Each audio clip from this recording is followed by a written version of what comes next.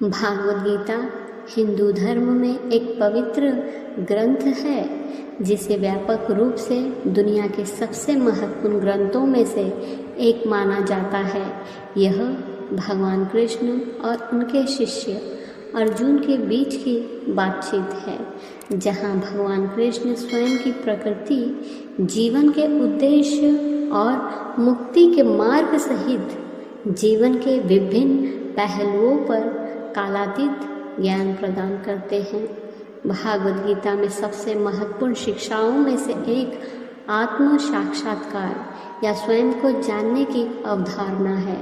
भगवान कृष्ण अपने वास्तविक स्वरूप और हम में से प्रत्येक के भीतर निहित क्षमता को समझाने के महत्व पर जोर देते हैं।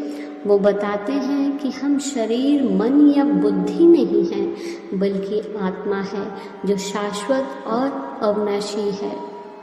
हालांकि हम में से बहुत से लोग अपने भौतिक शरीर के साथ पहचान करते हैं और अपनी इंद्रियों और भावनाओं को हमें नियंत्रित करने की अनुमति देते हैं।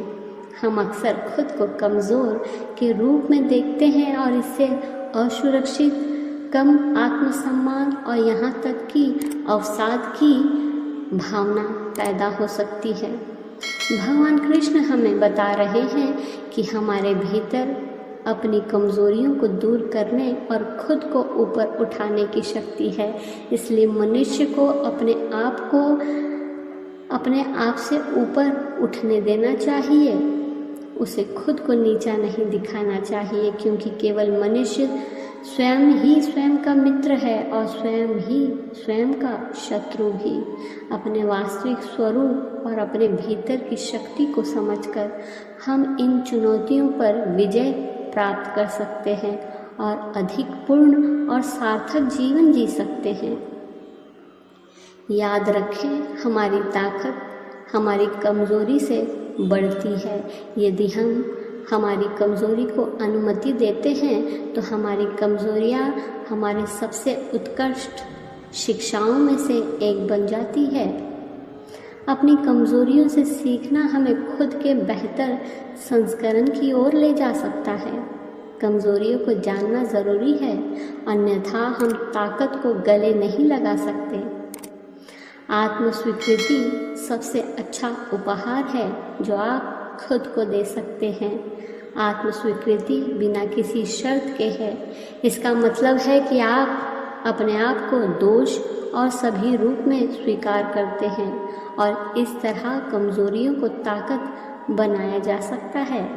स्वयं को स्वीकार करने का अर्थ इस तथ्य को स्वीकार करना है कि हम जो सोचते हैं, महसूस करते हैं, ये सभी उस समय स्वयं की अभिव्यक्ति है जब वे घटित होते हैं। यह आपको भावनाओं की पूरी श्रृंखला को स्वतंत्र रूप से अनुभव करने और व्यक्त करने की अनुमति भी देता है। कमज़ोरी ये परिभाषित नहीं करती कि आप कौन हैं।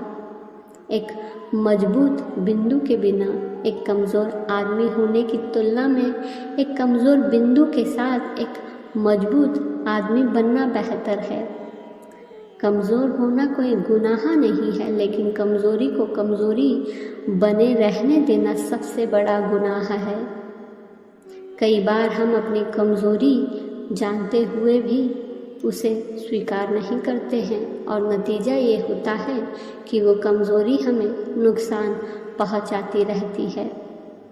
डर से घबराना नहीं चाहिए, क्योंकि डर आपको डराने के लिए नहीं होता, बल्कि डर तो आपको ये बताने के लिए होता है कि आपकी ज़िंदगी में कुछ तो महत्वपूर्ण है।